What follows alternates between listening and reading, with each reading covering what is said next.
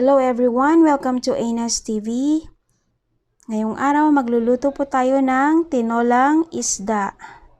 Ito po ang ating mga ingredients. Una, isda.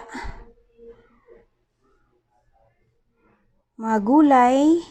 Gamit ko po rito ay alugbati, talinom at talbos ng kamote.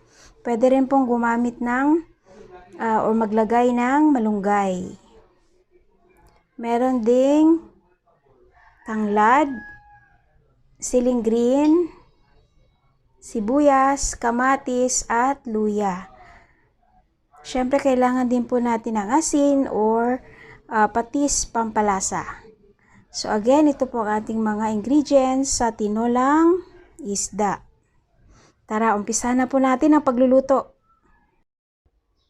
Una po, maglagay ng tubig sa pot or kaserola. Ang dami po ay depende po sa inyo, no? Kung gusto nyong damihan, nakalasa inyo po. Tapos ilagay ang tanglad.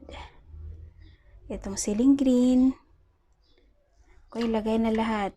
Luya, kamatis, sibuyas.